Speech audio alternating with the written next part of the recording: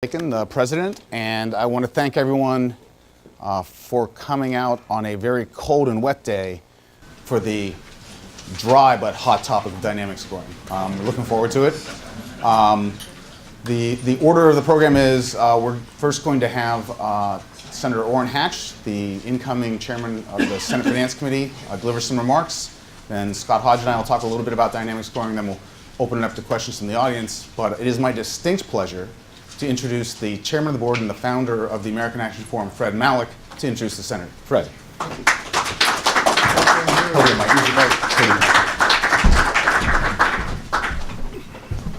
Thank you, Doug. One of the best things I ever did was having the concept to found this organization, because it's made a profound difference.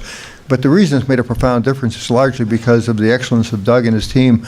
You know, I like to say they fight above their weight. When you look at the impact they've had across many policy areas, frequently testifying into Congress, frequently called upon to render opinions on a whole variety of economic and healthcare issues, that it's great pride to see what you and your team have accomplished, Doug. Thank you for doing that. I'm going to be very brief because obviously you didn't come to hear me, but I do have the honor of introducing the senator from Utah. You know, in 1981, I became president of Marriott Hotels, and Bill Marriott came to me and said, you know, amongst the things you need to do, I want to get you to get to know some of the friends I have in the House and the Senate. They're from Utah, and he introduced me to Senator Orrin Hatch. And who would have thought, more than 3 decades later, we're still here, Orrin. We're still here. Orrin is serving in his 7th term. He's been a leader of thought and across a wide variety of issues, particularly in the financial area. We are indeed fortunate that he will be the incoming chairman of the Senate Banking Committee.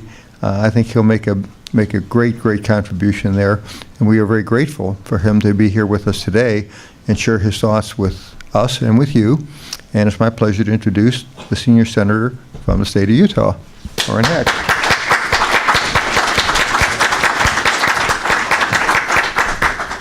Well, it's great to be with all of you this morning, and I hope that this will be interesting to you. I want to thank you, Doug, and Fred and Scott for organizing this event and inviting me here today. And I appreciate all of you and what you do.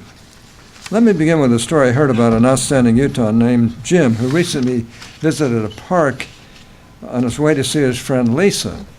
Jim happens to be keen on law and order, was very unnerved when he observed 2 people in the park apparently engaged in an illegal drug deal.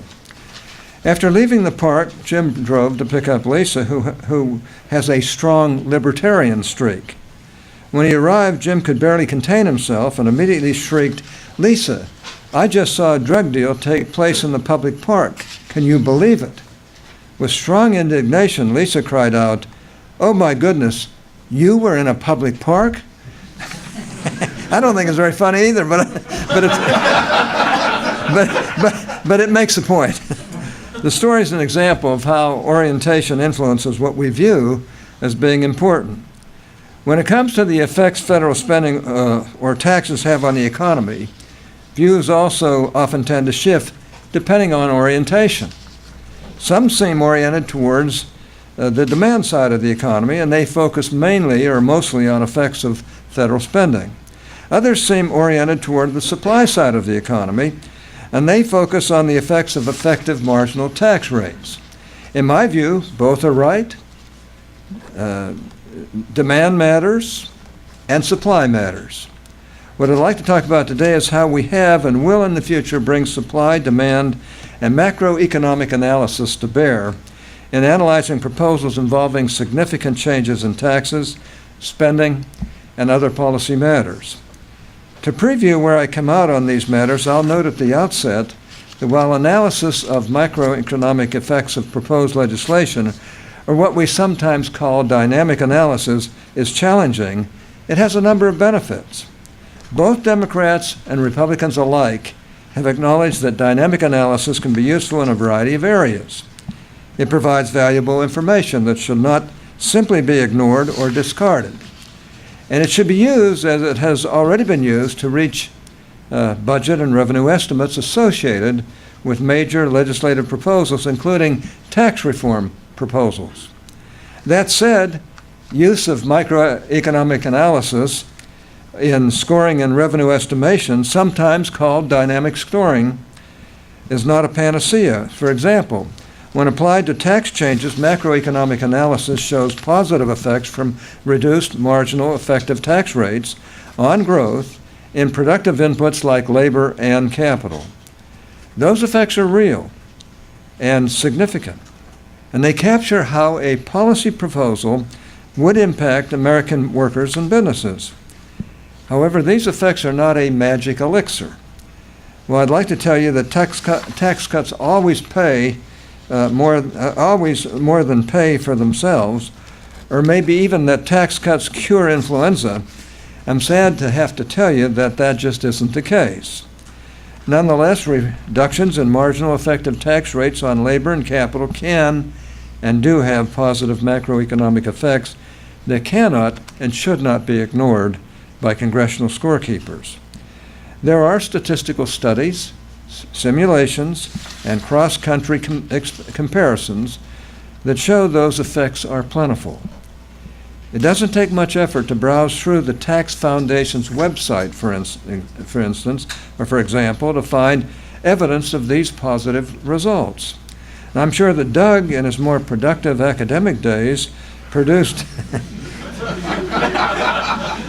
couldn't help myself. Produced numerous studies that show such effects. Economic growth will be key to moving the economy out of the rut it has been in over the past 6 years. Since the end of the recent recession in the second quarter of 2009, GDP growth has averaged only 2.3%, a full percentage point below the long-run average we've seen since 1947. Projected over long periods, the difference in growth rates means significant differences in standards of living for future generations.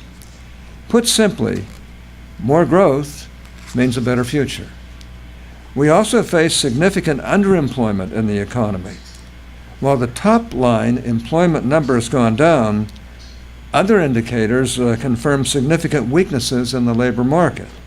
For example, since 2009, we have had an unbroken downward trend in labor force participation, which has fallen from 65.7% at the beginning of 2009 to rates not seen since the 1970s, like the 62.8% that we saw in October. Increased participation job growth and enhanced opportunities in labor markets come hand in hand with stronger economic growth. Economic growth comes from growth in employment and investments leading to growth in physical, human, and intangible capital, and from technological change. Long-run growth does not come from deficit-financed government spending or redistribution. The true drivers of economic growth, together with returns from work effort, capital formation, and innovation, get tied together in basic economic models. Growth and other models are used by the Joint Committee on Taxation, or JCT, in analyzing macroeconomic effects primarily of tax policy changes, and by the Congressional Budget Office, or CBO, in analyzing effects primarily of spending or other changes. And the returns to work effort, capital formation, and innovation that matter, both to Americans and in the actual economy and in the macroeconomic models, are after-tax returns where effective marginal tax rates determine decisions at the margin. When we refer to a piece of legislation's budget score, as most here know, we are talking about projected changes in budget authority or outlays that will result from the legislation. And revenue estimation refers to projected changes the legislation will have on federal receipts. Of course, those changes are measured according to a, quote, baseline, unquote, which represents what outlays and revenues would be if we assume current law will remain in place, or if we alternatively assume that some notion of current policy would hold. What policymakers choose for a budget baseline can matter a lot, as we saw in the so-called fiscal cliff episode at the end of 2012. In consideration of any proposed legislative change that will affect the budget, such as tax reform, policymakers need to arrive at agreement on the relevant baseline. The work of budget scoring and revenue estimation generally involves projecting how a legislative proposal will impact the federal budget relative to whatever is chosen or is the chosen baseline. There are two basic types of scoring that vary as to how they measure or predict the effects a legislative proposal will have on the general economy. The first, usually referred to as static scoring or conventional scoring, in the case of JCT, assumes that a bill will not have any effect on important macroeconomic variables like employment, GDP, or national income. Static scoring does often incorporate some behavioral responses to policy changes, but not general economic effects. This is the most typical type of scoring employed by both CBO and JCT. For many cases like those that do not have large-scale effects on spending, tax rates, labor markets, or technology, a score with static assumptions is probably safe. However, for large proposed changes to government spending, provisions in the tax code, or policies with significant labor force or technology effects, static scoring is downright dumb. The second type of scoring, which I mentioned previously, is what some refer to as dynamic scoring or dynamic analysis, which simply refers to budget scores and revenue estimates that include analysis of a legislative proposal's macroeconomic effects. Both JCT and CBO can offer macroeconomic analysis of a proposal as either supplemental information accompanying a static analysis or as the principal score of interest to policymakers. Now, similar to a decision about what is to be the relevant baseline, it is up to policymakers to decide how to use results derived from macroeconomic analysis of any proposal. Now, if you listen to some people discussing static versus dynamic analysis, you think that dynamic analysis is to be feared and is something that has never been used, ought to be avoided, contains mysterious features, is too hard to accomplish, or involves unmanageable uncertainties. Those views are typically overblown, and in most instances are also downright dumb. But don't take my word for it. Take the word of CBO, JCT, the Social Security actuaries, the IMF, the Federal Reserve, members of Congress on both sides of the aisle, or the administration. All of these groups have either produced or supported and utilized dynamic analysis of large-scale policy proposals to guide decisions, acknowledging that static scores would be, to paraphrase their views, downright dumb. Some of the debate I hear concerning use of dynamic analysis by CBO and JCT seems remarkably uninformed. Hearing the debate, you'd sometimes think that dynamic analysis is some untested, never-before-used tool. But anyone paying attention knows that is not the case. CBO and JCT have and will perform macroeconomic analysis of dynamic effects on the economy and the resulting budgetary implications of major legislative proposals. And not surprisingly, the Republic has survived. Take, for example, the most recent immigration proposal put forward in the Senate. That proposal involved policies that have the potential to generate significant effects on the labor market, including employment, earnings, and the skill mix of the labor force. Those opposing use of macroeconomic analysis and budget scoring would, if they were consistent in their arguments, say that CBO and JCT should have used static scoring, including an assumption that employment and GDP would remain fixed at values projected under current law. But in explaining their dynamic analysis of the immigration proposal, CBO essentially wrote that with a proposal involving such a large possible labor market impact, the use of static scoring would be, in my words, not theirs, downright dumb. Instead, CBO and JCT produced an analysis in which many macroeconomic effects were considered, which ran counter to strict static analysis. And when you knew it, the Republic survived. In fact, the positive economic results that CBO predicted were warmly embraced by a number of Democrats. Oh my gosh, what are we coming to? Indeed, you can see the results of CBO's dynamic analysis of the immigration bill touted on the White House website.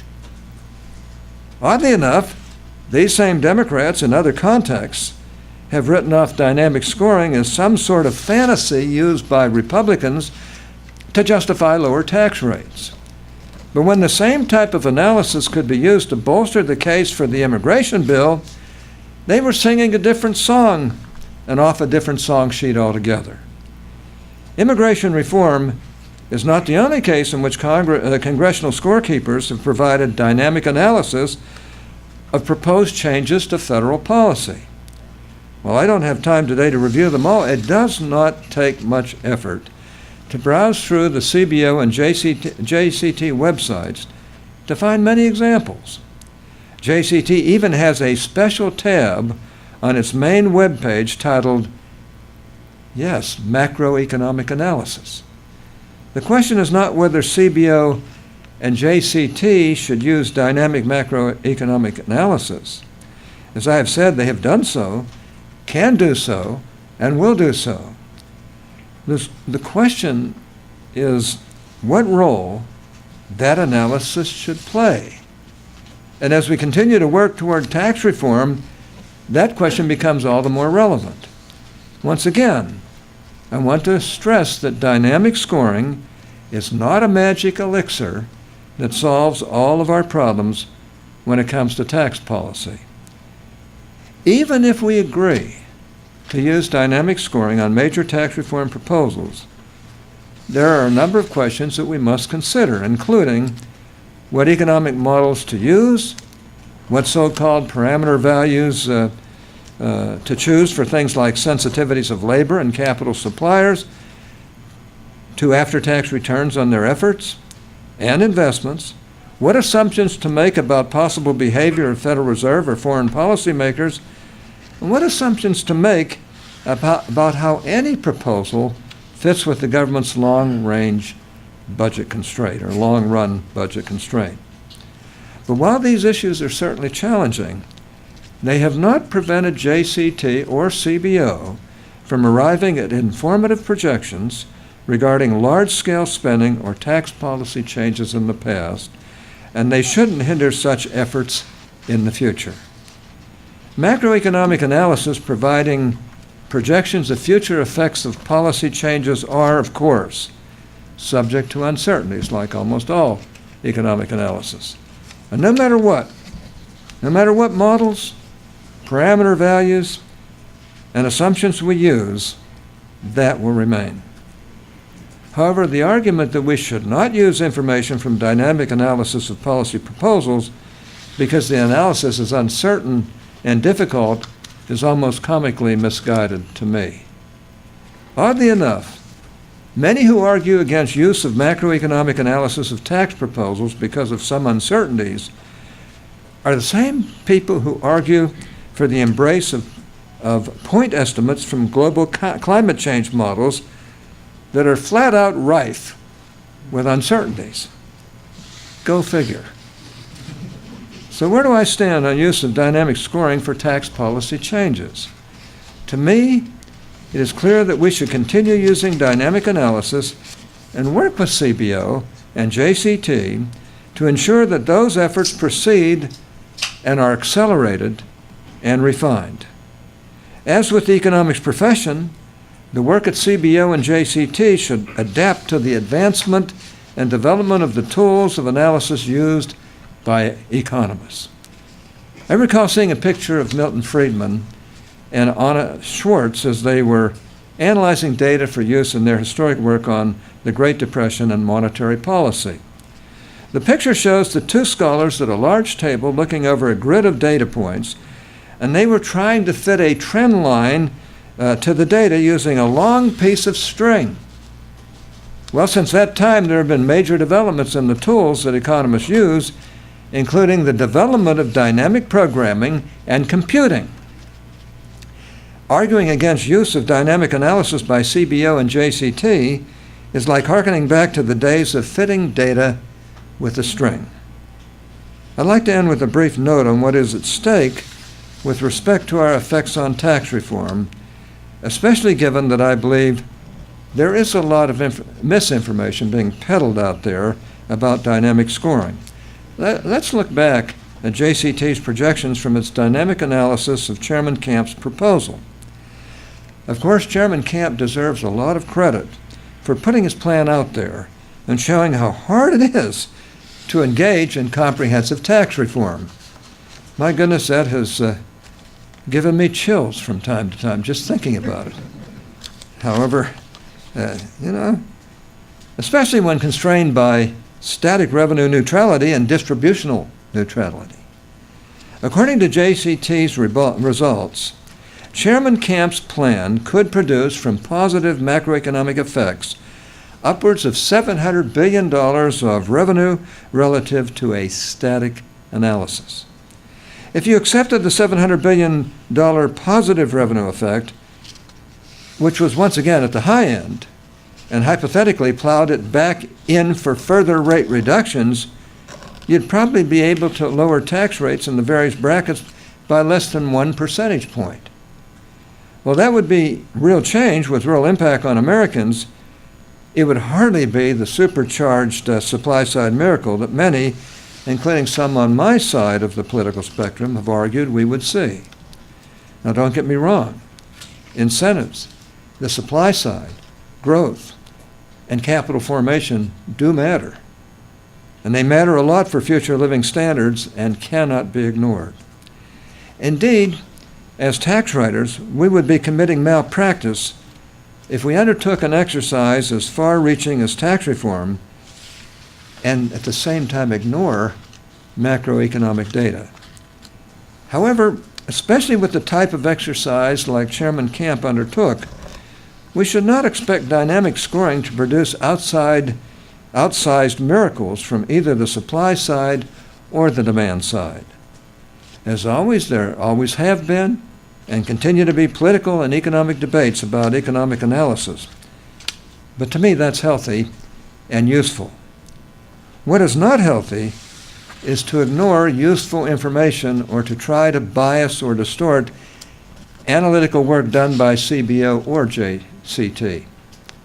And if anyone thinks of purposefully writing legislation to distort the way bills will be scored or dupe the American people, well, don't get me started. Dynamic analysis of major spending, tax, regulatory, and other proposals should be valued. It is intellectually dishonest to praise and accept such analysis for spending or labor market-related proposals like immigration, while arguing against the use of that same type of analysis when it comes to taxes. Tax reform involves changing many margins along which Americans make important resource allocation decisions. Dynamic analysis can help us analyze how changes in the margins, distortions, and deadweight losses will affect people for better or for worse. That being the case, such analysis should be used with regard to tax policy changes. We need to stay focused on what is important. The primary goal of tax reform and analysis of any such reform must be growth in our opportunities, incomes, and jobs for Americans, as well as fairness and simplicity in the tax code. If we limit ourselves to only static analysis, we take attention away from things that really matter. What matters to American households and businesses is not simply how much a proposal changes a revenue estimate or a budget score. What matters is what tax policy will do to or for them. Tax reform has been and will continue to be a long and difficult process. I believe the expanded and sensible use of dynamic analysis can, if done correctly, be an important tool to help us achieve our goals. And I'm for using every tool at our disposal, because we clearly have to pull this country out of the god-awful mess it's in right now. It looks like it's improving a little bit. So I look forward to working with all of you as this effort continues. And I want to thank you all again for having me here today and listening to my remarks up here. Thanks so much. Great to be with you.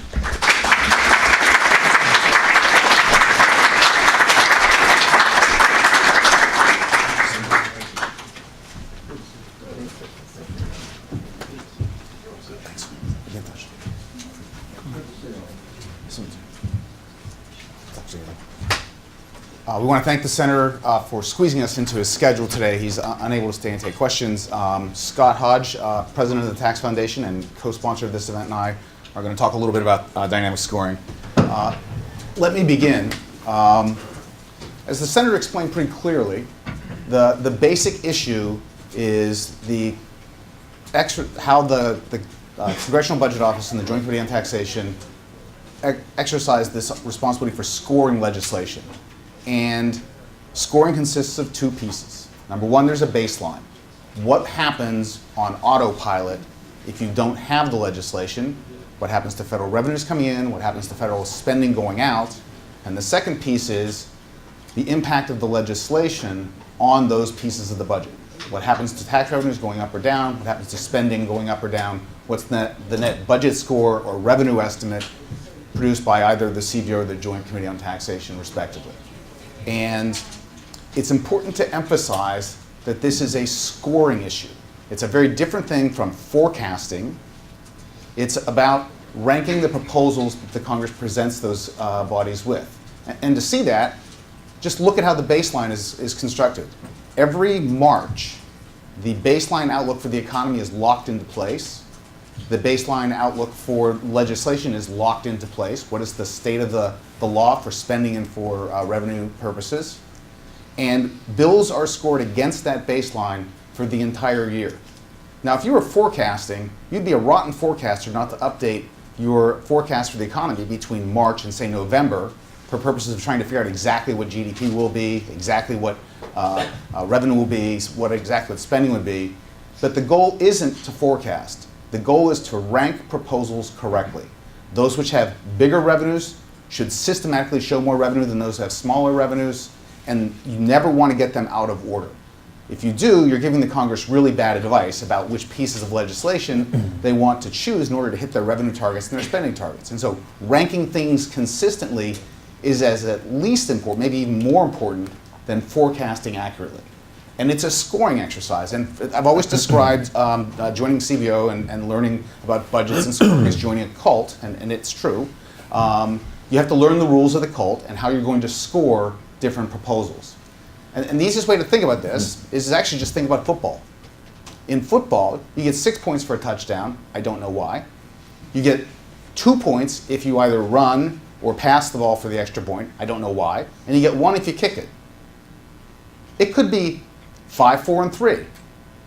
But you could still score every game. You would know which team had more points. You could compare games across the league, and you can compare games over time. You rank games appropriately. And that's the goal in the scoring process, is to rank things appropriately. Now, dynamic scoring differs from static scoring only in that you allow for the size of the economy to change. You allow yourself to answer the question, does the economy grow more rapidly and get bigger as a result of this legislation? If so, you incorporate into it the feedbacks that say with faster growth, you're going to get more revenue. With faster growth, you're likely to have less spending on low-income transfer programs. And for the reverse, with slower growth, you'd get less revenue, you'd probably have higher spending. You get budgetary deficits widening. And that's the only difference between the static and the dynamic scoring. And of course, when you're interested in finding out the effects of public policy, you would want to know all of the impacts, from the behavioral impacts on firms in an industry marketing their products and hiring people, to the macroeconomic impacts of faster or slower economic growth. And putting dynamic scoring into the mix simply gives you a more comprehensive list of the kinds of impacts of public policy that will be considered. And you can see that it's important information because you can imagine two proposals that have the identical static score. One of them causes economic growth, one of them doesn't, causes economic decline. They will have very different dynamic scores, and the dynamic score will convey to the policymakers the information that one proposal is good for growth, the other is not, although they are otherwise identical from a budgetary point of view. And that's information that's valuable to the process.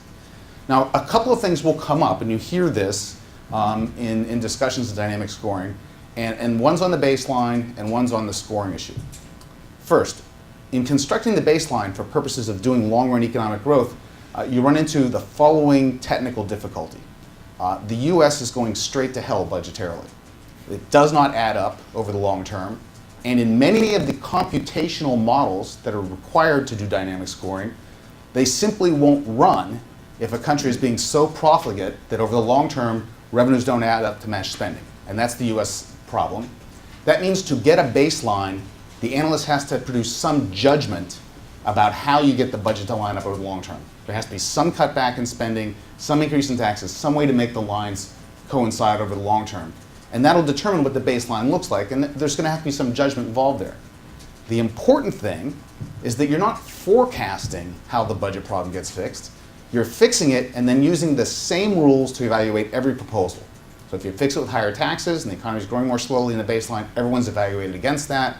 If you fix it by cutting spending and you grow more rapidly over the long term, everyone's evaluated against that. So again, it's an issue, but it's not a crippling issue from a scoring point of view. It can be dealt with. In the same way, some proposals will create a budget problem over the long term. You've got it balanced. You undertake an enormous spending program. It no longer adds up over the long term. You're going to have to somehow get it back to balance, and that will affect the score. But you can imagine two different ways to get it back to balance. So we have a big spending program, and we get it back to balance by raising taxes precipitously in 2025. Well, any rational economic actor is going to be in 2024 and go, okay, tax rates double next year. Maybe I'll work this year and take next year off. Or in 2023 say, look, in 2 years, this is a huge tax increase. Now's the time to make the money before it gets taxed real heavily. That'll impact how people behave. That'll impact the score. Again, that's fine. It'll look like it has greater economic merit in the near term than it might otherwise, but every proposal will be ranked the same way, and the best proposals will come out ahead. And so there are genuine issues in the execution of these dynamic models because of the long growth horizons that are surmountable and are really not a problem from a scoring point of view. They do affect the numbers, and there's no doubt about it. They simply have to be well understood by everyone who's producing and consuming these numbers. Second piece that comes up all the time on the dynamic scoring front is, what are you going to do with people like the Federal Reserve? Right? If the economy grows more rapidly, won't the Fed raise interest rates? And how do you get that into the score because you want to get the dynamic scoring right? And the answer is, you put into it a rule. And the rule says that if growth goes a little bit faster or slower, you raise interest rates by a certain amount, or lower interest rates by a certain amount, and you use that rule to govern the Federal Reserve's behavior in a very predictable and systematic fashion every time, so that the scoring's done by the same rules every time. And while the rules might seem arbitrary, just like scoring in football they do give you the right answers from ranking the best proposals versus the worst proposals. And that's what we want to do. You really want to have a scoring process that delivers it. Last two things that come up all the time that I just want to talk a little bit about is, will the use of dynamic scoring damage the process? Is it wrong to ask the CBO and the Joint Committee on Taxation to do this? The answer is no. I was the CBO director when it did its first macroeconomic analysis of the president's budget in 2003. It's been going on for every year since then. Hasn't damaged the budget process at all. It's more information that's out there about the president's proposals. The Joint Committee has done dynamic scoring on occasion. As the Senator mentioned, CBO has done it for an immigration bill. There's nothing that's damaging about doing it. What's important from the process point of view is that there be clear direction from the policymakers to the Joint Committee and to the CBO on when they do it. It shouldn't be left to them, and they don't deserve the burden of deciding when to do dynamic scoring versus not, there should be clear rules. This is a proposal significant enough to merit dynamic scoring. Please use it. And then they can go ahead and do it. Similarly, there has to be an agreement on how it's done. What is the Fed's presumed behavior going to be? What's going to be the right way to think about these long-run budget issues? Let's agree on some procedures. Again, not insurmountable. Since the advent of the Budget Act in 1974, an enormous amount of effort by both the House, the Senate, Republicans, Democrats, has been put into the scoring process and what's the right way to think about certain things. This adds another set of issues about which they would have to agree, and they could come to agreement. But when and how to do it can get settled, and it will not damage the budget process at all. In the same way, it won't be damaging to the CBO or the Joint Committee. This is another assertion that comes up all the time, that somehow, you're going to send a hack like Hope Sagan down there, he's going to do dynamic scoring, the CBO is never going to be the same. I think they survived me just fine, and I think they've survived all efforts on these fronts in pretty good fashion. So my take on this has always been that it's valuable information. There's no reason to keep it out of the process. There are ways to do it in a systematic fashion, and that both the advocates and the detractors have overstated the case in many cases. This is just about doing the job and doing it well. That's all theory. We're delighted to have Scott here today because we thought it would be useful to have someone who leads an organization that actually does dynamic scoring talk about some actual dynamic scoring. And to aid that and to sort of focus it, we actually put together, Gordon Graves sitting back there and I, some proposals, one of which is a pro-growth variant of David Bradford's X-Tax, and then another is an anti-growth proposal with high marginal tax rates and lots of transfers. And we rigged them so that they scored the same statically. We asked Scott to take a look at the dynamics, and he's going to walk you through that exercise. Great. Thanks, Doug. Well, I was telling Doug earlier as I came in that I used to go to a dentist in the basement of this building, so I was having a little bit of bad flashbacks when I walked in here.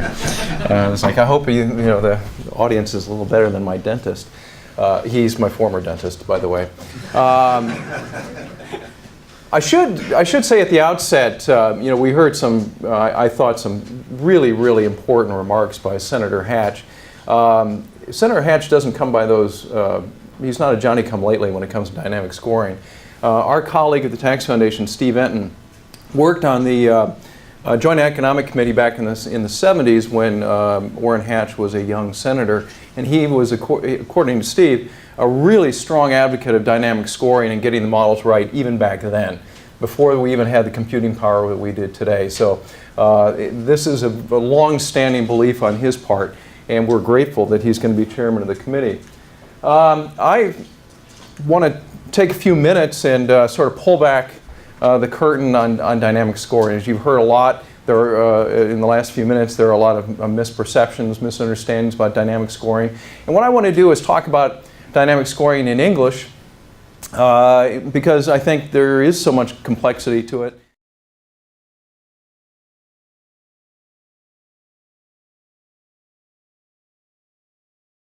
Which I'm sure Steve will be upset about.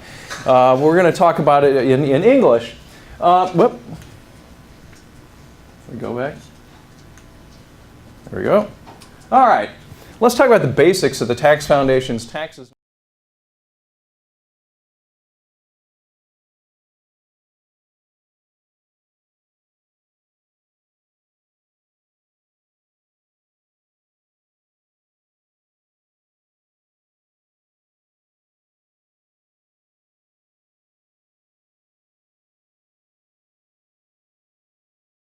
Most important factors in the economy, and they're very sensitive to tax policy. However, capital, a lot of empirical evidence shows, is far more sensitive to tax changes than is labor. And that'll become extremely important as we go through some of the simulations. Now, once we measure these effects, we can look at estimates of tax policy.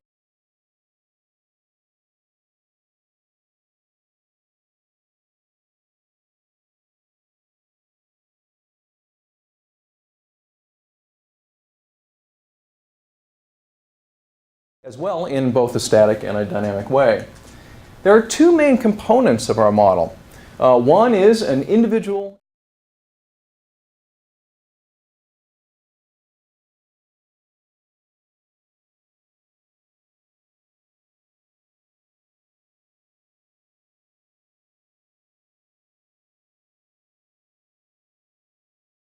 And actually, we have sample files of that going back to 1966, so that allows us to go back in history and look at the effects of tax changes as well. We take that information, we also project it out to 2025, and this allows us to do those forward-thinking or forward-looking projections of tax changes, especially beyond the budget window. The partner to this tax simulator is our macroeconomic model, the neoclassical growth model, and that computes the changes to the cost of capital and supply of labor. And there's a lot of inputs that goes into this side of the model. A lot of it going back to the 1950s. We have tax parameters, virtually every tax parameter you can think of, going back to the 1950s. National income and product account data going back to the 1950s. Depreciation schedules going back to the Eisenhower administration. I think ours is probably one of the most sophisticated models when it comes to looking at the cost of capital or cost recovery of capital investment going back to the 1950s. And then, of course, we project this data out to 2025 so we can do these long-term forecasts. Well, boy, this is sensitive. I was told to be careful not to point this at airplanes because there's this laser pointer on it as well. These two components in the model work hand in hand, and they do so through an iterative process. The tax simulator, I hope you can see over there, looks at tax changes to individuals and calculates new marginal tax rates for those individuals based on those tax changes. Those get put into the macroeconomic model. This is also where we make any changes to corporate income taxes, sales taxes, and that sort of thing. And those compute new growth effects, which as well here. But it shows the economic effects on wages, private business income, and interest income. That feeds back into the tax simulator, these new income levels. They create new marginal tax rates, and the system goes through an iterative process over and over and over again until it reaches a new equilibrium, which is our dynamic effect. The interesting thing about it is this process takes about 10 times less than what it just took me to explain it. The typical model run takes about 15 seconds once we put in all the parameters. So it's a very, very nifty, quick, and dynamic model. I want to go through a couple of simulations that we've done to give you an idea how these effects work in real life. So what we did is we took 5 different tax cuts, all with a static score of around $70 billion, and ran them through the model. Here on the far left, for those of you who are in the back, is a $1,000 per child tax credit. And as we can see, it had a dynamic effect or a macroeconomic effect of 0 in terms of higher GDP. Why is that? Well, the child tax credit really doesn't do anything to help the price of working, if you will, or the incentives to work. So it really has 0 or almost 0 effect on the economy. On the other hand, we have 2 tax changes to individual income tax rates. We cut lower income, or the lowest tax bracket here from 10 to 3.5%, and we cut the top 3 personal income tax brackets as well. And as you can see, we have a little bit more macroeconomic effect from that. They increase GDP by roughly 0.4% and 0.65%. And that's because these do a little bit more to the incentives to work. Now, on the other hand, we get a bigger bang from our buck by cutting the federal corporate income tax from 35% to 24%. Here it boosts GDP, or the level of GDP, by 2% over the long run. We get an even bigger bang from our buck from moving to full expensing, not only for equipment and so forth, but also for structures. We get 5% additional growth at the end of the adjustment period from doing that. Why? Because it so dramatically reduces the cost of capital, you get a whole lot more investment, and that produces your extra economic growth. Now let's put this in perspective of the sort of the returns to the federal treasury. And the red bars here indicate the static revenue estimate. As you can see, each of these proposals would cost the Treasury on a static basis about $72 billion. The green bars show you the dynamic revenue effects from those proposals. contrasted to the blue bars, which show you the GDP impact. And as you can see, the child credit produces virtually no economic growth, and therefore the dynamic score on the revenue is the same as the static score, about 72 billion. You get a little bit more of an economic feedback from the changes in individual tax rates, and so both of them actually cost less on a dynamic basis than they do on a static basis, about 60% of what the dynamic or the static score would indicate. We do, however, and I should mention to both Democrats and Republicans that this is a clear case of a tax cut that doesn't pay for itself, and there are a lot of those. So some of that misperception is a little overblown. And let's look at the cuts in the corporate tax rate.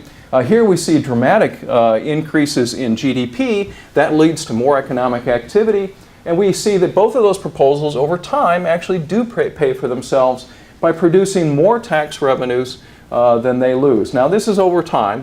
In the first couple years they may actually lose revenues, but they do pay for themselves in the end. To be fair, we wanted to look at the other side of the ledger. What happens if you actually have a tax increase? And we chose 5 different tax increases, ran them through the model, and we see 5 different, very dramatically different results. Here on the far left, we changed the depreciation schedules from our current makers system to the alternative depreciation system, and that had an effect of knocking nearly 2% off of GDP over the long run because it so dramatically increased the cost of capital. We had almost a similar effect with increasing the corporate income tax to nearly 40%. That knocks about a percentage point off of GDP, again, because of the impact on cost of capital. We get far less impact on GDP from our changes in individual income taxes. Here you can see raising the tax rates on individuals knocks about 0.3% and 0.2% respectively off GDP. Why?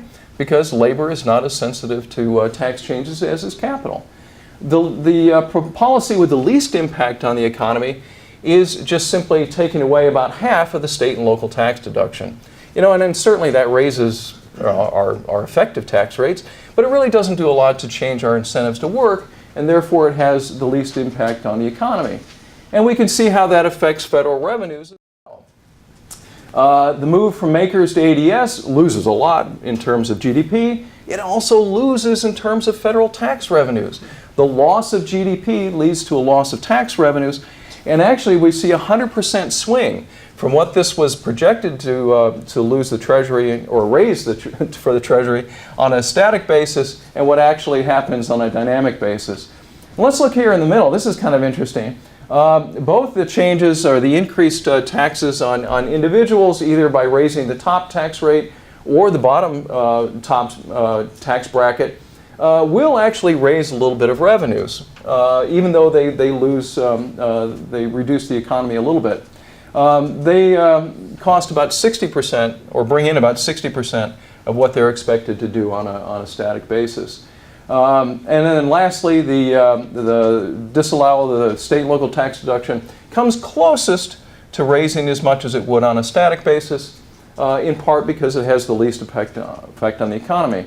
Now, having looked at all these individual parts, let's put them together into comprehensive plans and see how they affect the economy overall. As Doug mentioned, the X-Tax plan, which is kind of a graduated flat tax, if you will, it has a top rate of 35% for individuals, 35% for corporations. Corporations get full expensing. Individuals get a rather healthy personal allowance. Contrasted to the progressive plan, which has a top rate of 50% on income, and then we treat capital gains and dividend income as ordinary income, so they have a top rate of 50% as well. The contrast couldn't be more dramatic. The X-Tax plan boosts GDP by 13%, boosts the capital stock by 40%. In turn, that leads to higher wages for all workers to the tune of 11%. The flip side happens from the progressive plan. It knocks 10% off of GDP, knocks 27% off the capital stock, which in turn reduces wages by 9%. And the effect on the federal treasury is similarly the opposite. Well, here you can see in dollar terms what the X tax does to GDP. Adds $2 trillion a year to GDP over a year, over the long term. Once we reach sort of the end of the phase-in period, about 10 years or so. So this is adding $2 trillion a year to GDP, which in turn adds new revenue to the Treasury to the tune of about $427 billion. The flip side happens with the progressive plan, where that loses reduces GDP by $1.7 trillion a year, which in turn reduces the federal revenues as well. So lastly, I think that dynamic scoring is inevitable. It's going to happen. Major League Baseball was the last major league sport to go to instant replay. For 70 years, Americans watched baseball, cursing the umpires in their mistaken calls, balls and strikes that were wrong, calls at first base that were wrong, and it was beginning to undermine the credibility of the game. They had to turn to instant replay. They introduced it in 2008 in a limited basis, and this last season in a more extreme basis, in a more open basis, and as a result, the system didn't collapse. Major League Baseball is no worse than it was. It's actually probably better. The credibility of it is better because they're getting the calls right. So it is with dynamic scoring. It's about getting the calls right. And lastly, let me just say that, to reiterate with Doug, that if we're going to do dynamic scoring of tax policy, we ought to do it for spending as well. In fact, the next generation tax foundation model will have a spending component to it. And we hope to have that completed next year, so that we'll be able to look at the dynamic effects of spending policy in addition to tax policy and get the complete picture of how both tax and spending policy affects the economy. And I'll leave it at that. I'll open to any questions that you may have. Yeah, in asking a question, please stand, identify yourself, and ask your question in the form of a question. That is with a question mark at the end. Do we have a mic for people? Right here. Yes. So And I'll let you call. go right here. I would stand, but then my laptop would fall off my lap, and I would Okay. curse. and We're you'd have all to in favor bleep of it. preserving capital here. My name is Luca Tonicelli. I'm with Tax Notes. My question, great event. My question is, in the application of macroeconomic analysis to spending, obviously there's a lot of controversy. You could have totally different points of view over whether there's a government spending multiplier. It's hard to classify different types of spending because each program is obviously different in a fundamental way.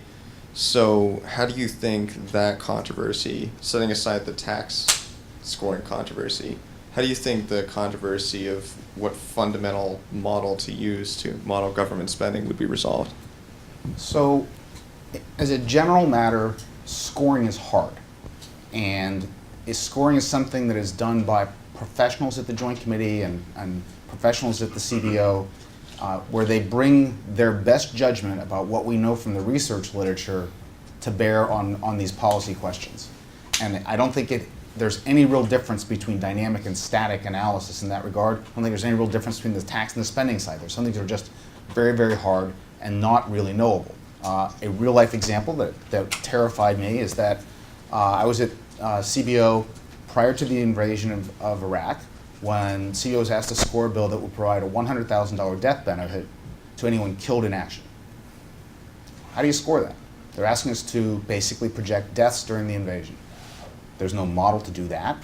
There's some research out there, like how much did the Russians lose going door to door in Grozny, and you could look at some other military, and we did. So you look at the evidence to the best of your ability, and you come to a judgment about the way to do it. The same would be true in looking at the impact of government spending programs, and it would depend which spending program it was. They're not all the same. And inevitably, there will be some disagreement about that. That's not a bad thing. That's what drives research and improves our understanding about these programs and their impacts. You learn more as you go through time. And so I've always thought that's the wrong argument for not doing it. That's the argument to do it, so that we focus the attention, we learn enough, and we get the estimates better as we go forward. Yeah, and I think you have to be a little careful too. I mean, there are going to be lots of disagreements about the multiplier effect, but sometimes a lot of the folks that do that sort of thing are like, it reminds me of the old Steve Martin routine about how to become a millionaire. Well, first you get $1 million. So then they do a little bit of one-sided accounting where they're only looking at the spending side or whatever sort of multipliers are there, and they're forgetting about how to finance that spending. One of the things that our model is going to be doing is looking at how you finance that spending, because you have to balance those out, and that's what we'll be doing. And I think that's a critical component of looking at the spending side, is how do you finance that?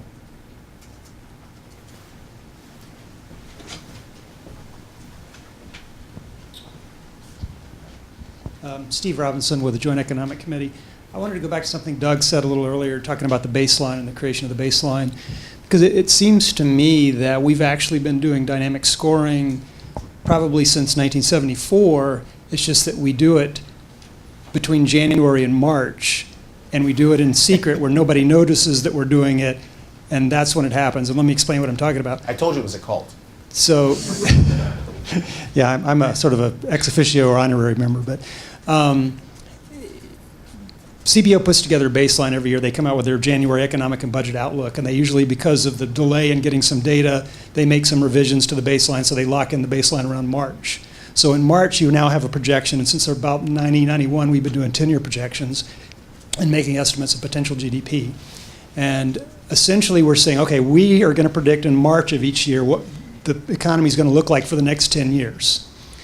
During the rest of the year, April, May, June, July, whatever, we do a tax bill. They then do a tax bill which they score against the baseline. So it's a static estimate. Here's how much revenues will change relative to the baseline. Congress goes home November, December, depending on whether it's election year or not. Then all the gnomes at OMB and all the gnomes at CBO get together, and they decide the baseline for the next year. Well, one element that goes into the baseline the next year is, gee, how did the economy change over the previous year? Well, if Congress enacted a major tax reform proposal, one of the things that they take into consideration is, well, we just enacted a major tax reform. So in putting together our baseline for next year, we're going to incorporate into our estimate of potential GDP how much this tax reform is going to affect our estimate of what potential GDP will be in the future. All of this occurs behind the scenes, secretly, and I don't mean secretly as in, nobody knows about it. It's secret that they don't have hearings and they don't do it in front of Congress, and they don't do it before you pass the tax bill. They do it after you pass the tax bill. So in a sense, we've been doing dynamic scoring after Congress passes the legislation instead of during the time in which Congress is debating and considering the legislation. And so, the way I view dynamic scoring is to simply say, we're going to change the timing of the dynamic scoring. And instead of waiting till after Congress has passed the bill and have the OMB and CBO update their baseline and include the economic effects of the tax bill, we're simply saying, okay, let's run the models and see what sort of impact that's going to have on next year's baseline, but let's not wait till Congress goes home. Let's do it while we're debating the tax bill. And I think that changing the timing of that, and again, you can always argue about models, and I'm sure CBO's models have changed over the years. Joint taxes models are sort of evolving as we go along, but the notion that dynamic scoring is somehow foreign and alien and never been done before, no, it's been done in some form or another, probably for 30 years or more. And the models are getting better, the timing and the ability to do this analysis is getting better, and I think it's time to bring that forward and make it clear and transparent to everybody instead of waiting until after Congress goes home and doing it, in December and January. So what were, So those, I thought that was- what were those secret meetings I'm all not sure about? what that, So- that probably was not in the form of a question. No, was you it? just But- flunked that in a big way. You're also wrong so about. your question is You're to wrong you. about the gnome piece too. So, no, but that's right. I mean, that was actually essentially the argument for doing the macroeconomic analysis of the president's budget. The president's budget is the only time there's a full-fledged set of proposals on both the tax and the spending side, comprehensive, likely to have an impact on the economy, usually intended to have an impact on the economy. They're always built that way. And it was to make public and transparent the way CBO was basically doing its baseline changes, because that would be about changing the baseline in a very big way because of the president's proposals. And so that's how we actually started out doing the dynamic scoring. Interesting. In the back?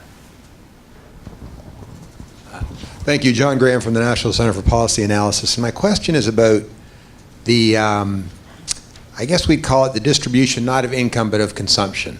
So for example, a lot of us have argued that we should get rid of the open-ended exclusion of health benefits from taxable income and go to a universal tax credit or something like that. The goal being it would make people more prudent consumers, buy less medical goods and services. So in a dynamic model, then what would the people do with that money? A similar question could have to do with, say, mortgage interest tax deduction, capping that, or the way we finance student loans. I personally think we ought to do the macroeconomic analysis of that, because I ended up unemployed. But and that's what happens when you propose getting rid of the exclusion. So there are, remember, the question is what proposals will be big enough to drive aggregate economic growth?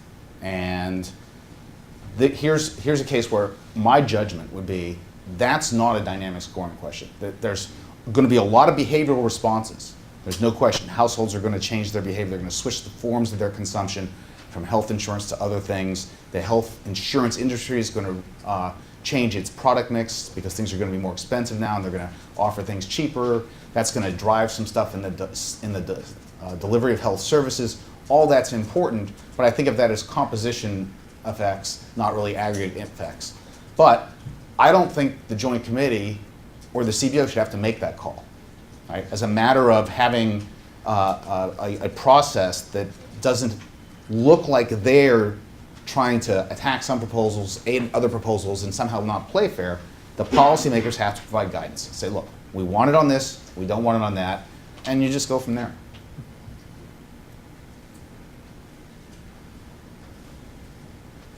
Yeah. What's the next CBO director? Hi, Steve Enton, Tax Foundation. Doug, different types of tax changes are harder to measure than others, and the same on the spending side. Does the threshold at which we would want to mandate use of dynamic analysis depend on perhaps the ease with which the analysis can be handled, and if over time we make it easier to do the analysis, would we perhaps drop that threshold? Because in our model, for example, whether I enter a 1% corporate tax cut or a 10% corporate tax cut, the model runs in 15 seconds either way. Models, remember, are not reality, right? Models are pulling out of reality the essential pieces you want to focus on. I mean, I always try to explain that when I was a college professor. I'd always hold up a balsa glider and a plastic model which had all the decals and the painting. It had props and landing gear and everything. And you said, which is the model of an airplane? Well, it depends for what purpose you want to use the model. If you want it to fly, don't use the plastic one. Crash, breaks, and then I have to build a new model for the next class. And then, balsa glider, fine, even though that one doesn't look at all like an airplane. The point of that is you will never build into the model everything that the clever people on the Hill can think up. It's impossible. Can't be done. And you will find yourself in the middle of the year with some proposal that you never dreamed of suddenly being the center of attention. So I think for that reason, you're going to have the Senate Finance Committee, the Ways and Means Committee, and the Joint Committee on Taxation talking to each other about those things that are sensible to do this analysis on and those which are not. Because, again, there is no perfect science on any of this. There will be judgment involved, and I think the judgment for when to do it has to come from the policymakers, not from the folks who are responsible for actually crunching the numbers. I know it's an elaborate non-answer, but appreciate it. Listen, time is short. I want to thank everyone for coming today. We appreciate your coming to our spaces, and we hope that this engenders a sensible conversation about dynamic scoring going forward. And I especially want to thank Scott Hodge and the Tax Foundation for co-sponsoring this. It's been a great pleasure. Thank you.